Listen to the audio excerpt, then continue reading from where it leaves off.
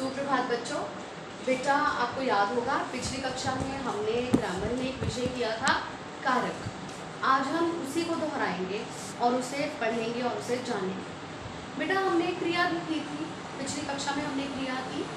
क्रिया में हमने देखा कि किसी भी क्रिया को करने के लिए किसी कर्ता का होना आवश्यक है, किसी संज्ञा या सर्वनाम के द्वारा क्रिया होती है। ये संज्ञा और सर्वनाम शब्द जिस रूप में क्रिया के साथ जुड़े होते हैं या वाक्य के अन्य शब्दों के साथ जुड़े होते हैं उस रूप को कारक कहते हैं।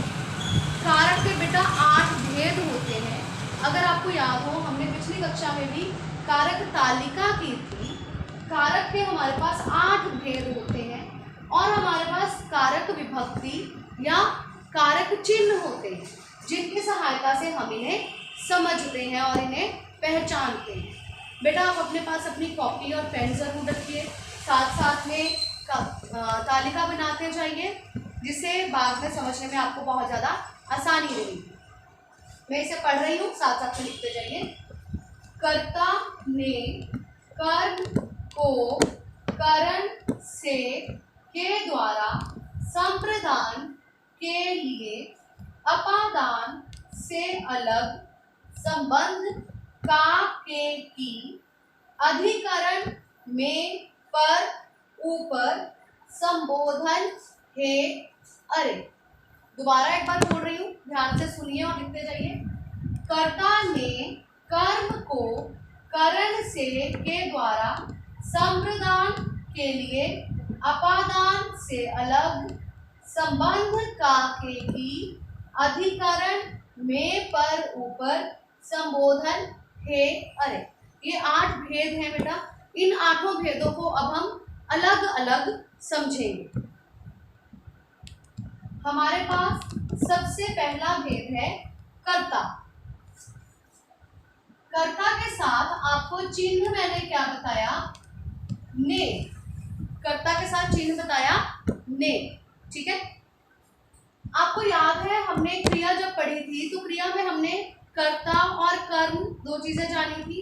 ये वही कर्ता है जो क्रिया करता है, जो किसी काम को करता है। किसी काम को करने वाले को कर्ता कहते हैं। जैसे मैं बोल रही हूँ, मैं बोलने का काम कर रही हूँ तो मैं हूँ कर्ता। पंखा चलता है, पंखा कर्ता। लेकिन मैंने जो 2 सेंटेंसेस बोले उन दोनों में ने नहीं लगा हुआ, लेकिन फिर भी वे कर्ता कारक हैं। ने के साथ एक सेंटेंस लिखते हैं। माँ ने खाना पकाया, ठीक है। यहाँ क्रिया क्या है? पकाया। एक और शब्द है खाना। ये सारे शब्द किससे जुड़े हुए? माँ के साथ।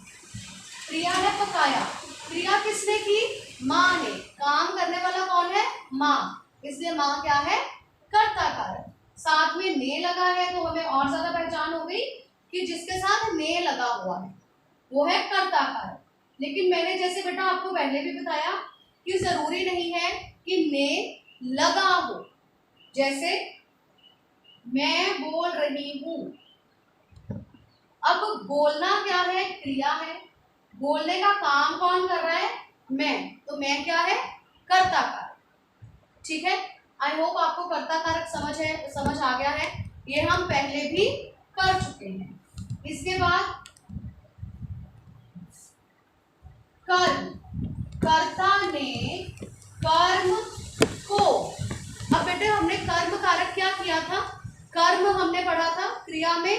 कर्म क्या है? जिस पर काम किया जाता है। सेम वही एग्जांपल ले रही हूँ। माँ ने खाना पकाया। पकाया क्रिया है। पकाने का काम किस पर हो रहा है? खाने पर। माँ कर्ता,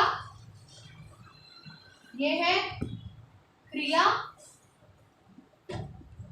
कर्ता क्रिया किस पर कर रहा है? खाने पर।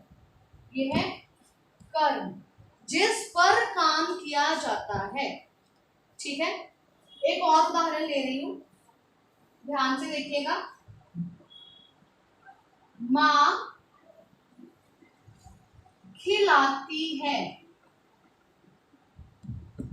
इसमें खिलाती क्रिया मां कर्ता। ठीक है, अब मैं कर्म बीच में ऐड कर रही हूं, मां खाना खिलाती है, खिलाती क्रिया कर्ता मां। मां क्या खिलाती है? खाना। ठीक है, मां खाना खिलाती है। खिलाने का काम किस पर हो रहा है? खाने पर। तो ये क्या है? कर्म। कर्ता ने कर्म को, ठीक है, उसके बाद हमारे पास है करण कारक। कर्ता ने कर्म को करण से मतलब कोई क्रिया कैसे हो रही है, किसके द्वारा हो रही है। कर्ता ने कर्म को करण से के द्वारा, किसकी सहायता से क्रिया हो रही है। मां हाथ से खाना खिलाती है। मां हाथ से खाना खिलाती है। मां कर्ता, खिलाती क्रिया, खाना कर्म किसकी सहायता से खिलाती है? हाथों से। हाथ से, तो हाथ क्या है? कर्म कारक। जैसे हम रेलगाड़ी से जाएंगे, रेलगाड़ी से किसकी सहायता से जाएंगे? रेलगाड़ी से जाएंगे, तो रेलगाड़ी क्या है? करण कारक। पिताजी कलम से लिखते हैं। पिताजी लिखने का काम कर रहे हैं, पर किससे कर रहे हैं? कलम से, तो कलम क्या है? करण कारक। ठीक है, कर्ता ने कर्म को करण से संप्रदान के लिए, इसको बेटा हम बहुत ही सरल तरीके से समझेंगे। संप्रदान के लिए, जिसके लिए कोई काम किया जाता है, जिसके लिए कोई काम किया जाता है। दादी ने भिखारी के लिए कंबल खरीदा। दादी ने भिखारी के लिए कंबल खरीदा। दादी ने किसके लिए कंबल खरीदा? भिखारी के लिए। माँ ने मेरे लिए किताबें भेजी। माँ ने किसके लिए किताबें भेजी? मेरे लिए। अब मैं इसी वाक्य में अगर संप्रदान जोड़ देती हूं, माँ बच्चे को हाथ से खाना खिलाती है। माँ बच्चे को हाथ से खाना खिलाती है। माँ कर्ता, खिलाती क्रिया, खाना कर्म, हाथ से करण कारक। बच्चे को संप्रदान कारक। अब बहुत बार बच्चे यहाँ पर कंफ्यूज हो जाते हैं, मैम बच्चे को संप्रदान कैसे है? आपने तो बताया था कर्म को, है ना, तो यहाँ तो बच्चे के साथ को लगा है, तो ये संप्रदान कैसे है? इसका रीजन मैंने अभी आपको जैसे बोला था, जिसके लिए काम किया जाए। ठीक है, जो काम किया जाए वो है कर्म कारक, जिसकी सहायता से काम किया जाए करण कारक, जिसके लिए काम किया जाए। खाना खिलाने का काम किसके लिए हो रहा है? बच्चे के लिए। खाना खिलाने का काम बच्चे के लिए हो रहा है, चाहे यहाँ पर को लगा है, लेकिन जैसे मैंने कर्ता कारक में बताया था, अगर ने नहीं भी लगा हुआ तब भी काम करने वाला कर्ता ही है। इसी प्रकार से चाहे यहाँ पर को लगा है, ये बेटा कर्म कारक और संप्रदान कारक में अंतर है, डिफरेंस पता चलता है यहाँ पर।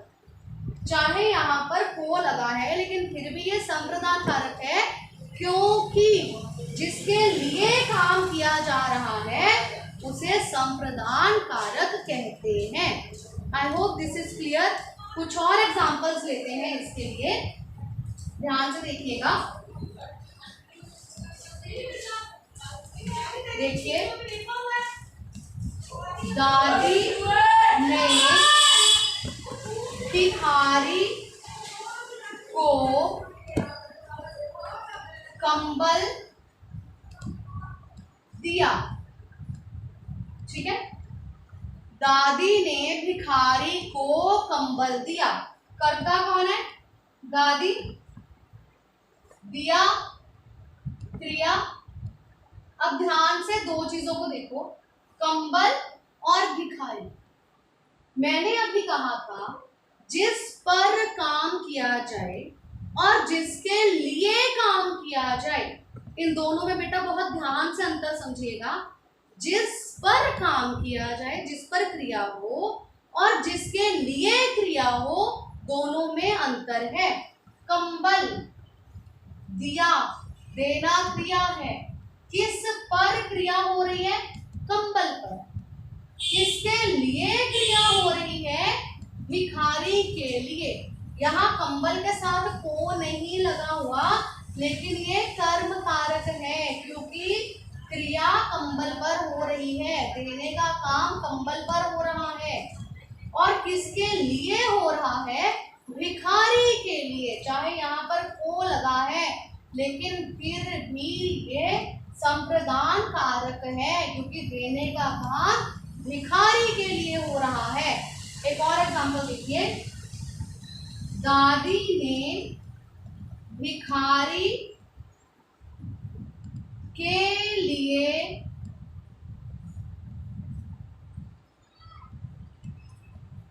कंबल खरीदा। ठीक है, यहां पर आपको सीधा सीधा पता चल रहा है, दादी कर्ता, खरीदा क्रिया। क्या खरीदा? कंबल। खरीदने का काम किस पर हुआ? कंबल पर। तो कंबल क्या है? कर्म कारक। और किसके लिए खरीदा? भिखारी के लिए खरीदा। तो ये क्या है? संप्रदान कारक। बेटे मुझे आशा है कि आपको इन दोनों में अंतर समझ में आया होगा। अभी तक हमने किया कर्ता, कर्म, करण और संप्रदान। ठीक है, अब हम आगे वाले 4 भेद करेंगे। ये 4 भेद हमने किए हैं। कारक तालिका एक बार दोहराते हैं। कर्ता ने कर्म को करण से संप्रदान के लिए अपादान से अलग संबंध का के की अधिकरण में पर ऊपर संबोधन हे अरे। अभी तक आपको कर्ता, कर्म, करण और संप्रदान कारक समझ में आया। अब आगे हम कर रहे हैं अपादान कारक। अपादान के लिए बेटा मैंने आपसे कहा था, तालिका में हमने लिखा अपादान से अलग। अलग मतलब दो चीजों का अलग होना। जैसे पेड़ से पत्ते गिरते हैं,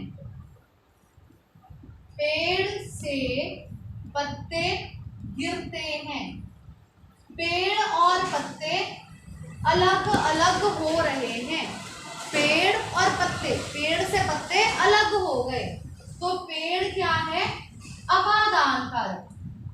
पेड़ से पत्ते गिरते हैं, जिससे कोई चीज अलग हो रही है।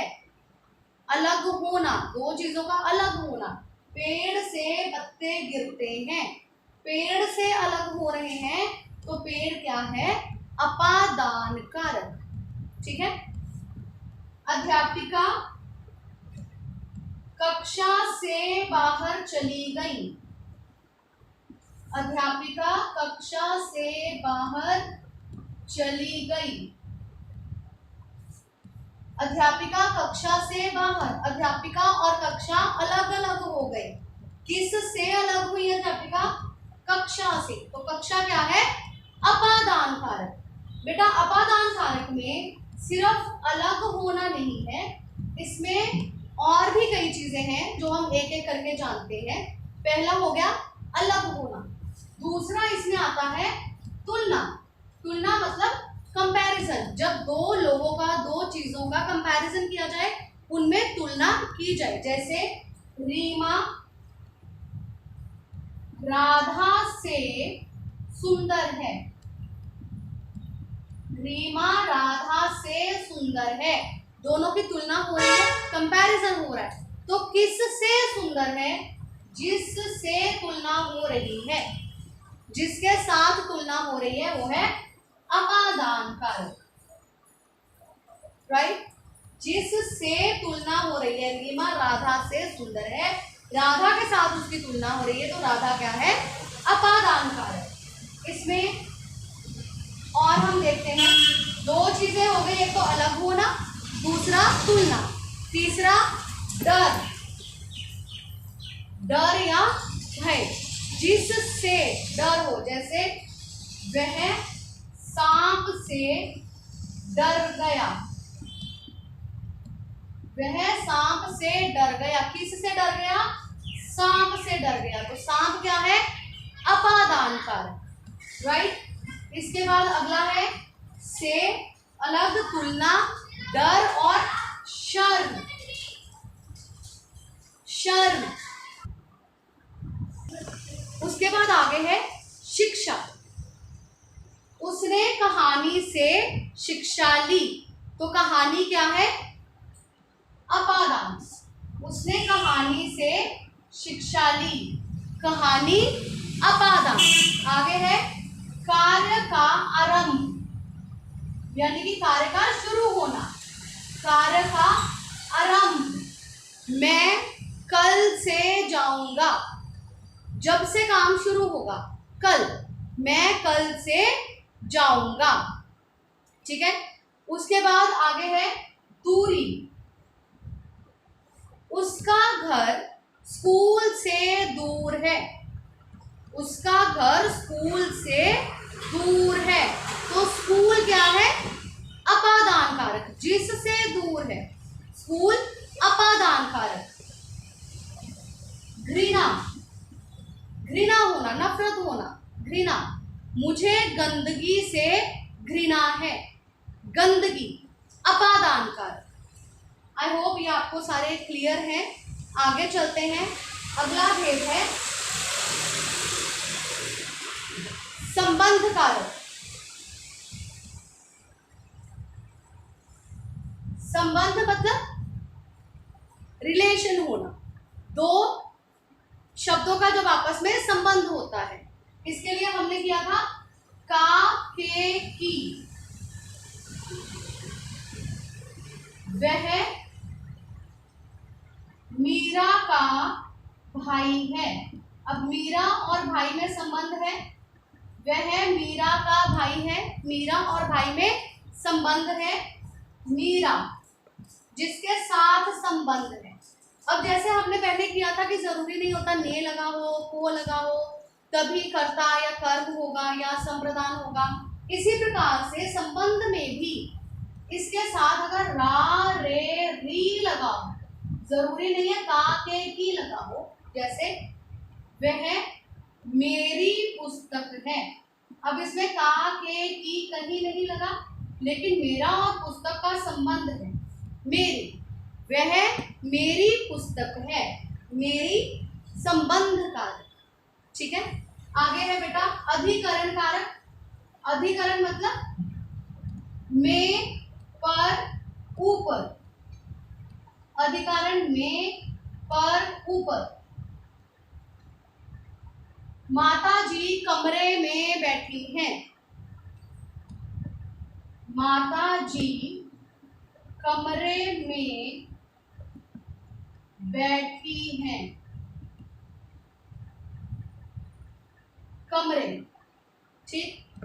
पर, मेज पर पुस्तक रख दो, मेज पर पुस्तक रख दो, मेज, ऊपर, मेज के ऊपर मत बैठो, मेज पर मत बैठो, मेज के ऊपर मत बैठो, माता जी कमरे में बैठी हैं, जिसके साथ में पर ऊपर लगा है। ठीक है बेटा, हमारा आखिरी भेद है संबोधन। संबोधन आप सब समझते हैं, जिन शब्दों से किसी को पुकारा जाए। हे, अरे, हे भगवान हमारी रक्षा करें, हे भगवान हमारी रक्षा करें, हे भगवान संबोधन कारक। अरे बच्चों, अरे बच्चों इधर आओ। इसमें संबोधन किसको हो रहा है? बच्चों को। अरे बच्चों, तो ये क्या है? संबोधन कारक। बेटा मुझे उम्मीद है आपको ये कारक समझ में आए होंगे। इसकी कार्यपत्रिका मैं आपको भेजूंगी, आपने उसे हल करना है अपनी कॉपी में। ठीक है, और कारक तालिका को याद करना है।